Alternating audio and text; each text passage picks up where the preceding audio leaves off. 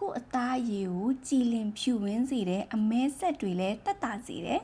ပြီးခဲ့တဲ့2လ3လတုန်းကနှုတ်ဒီ IB Snow White Cream လေးကို review ပေးဘူးတယ်မမိကြလားမသိဘူးအဲ့ကလေးကအခုထိနှုတ်ဒီ IB လေးကိုပုံမှန်သုံးလာတော့လေမျက်နှာပြောင်းလဲလာတယ်လို့တိတိတတ်တာခံစားရတယ်ပေါ့နော်အဲ့တော့ဒီနေ့ထပ်လာပြောပြမယ်ပြီးတော့အကြိုက်ဆုံးတစ်ချက်ကသူ့ cream အသားလေးကလေလုံးဝစေးကက်ကက်မဖြစ်ဘဲနဲ့လေလင်းရတာလည်းလွယ်တယ်စိတ်ဝင်တာလည်းလွယ်တယ်ပေါ့နော်မနက်ပိုင်းဆိုရင်တော့ make up မလင်းခင်သူ့လင်းရတာတအားကြိုက်တယ်ဘာလို့လဲဆိုတော့ तू ကတဘာဝကြကြကိုမျက်နှာသားရည်ကိုသစင့်ဖြူစေတယ်ပေါ့နော်ပြီးတော့ make up သားကိုပို့ပြီးတော့မှကြာရှည်ခံစေတယ် make up glow စေတယ်ပေါ့နော်ပြီးတော့ तू က white prism 5 complex 2800 ppm ထိတောင်ပါဝင်တဲ့အတွက်ညမအိတ်ခင် skin care အနေနဲ့လိမ်ပြီးလို့ရှင်လေကို့အသားရည်ကိုကြည်လင်ဖြူဝင်းစေတယ်အမဲဆက်တွေလည်းတက်တာစေတယ်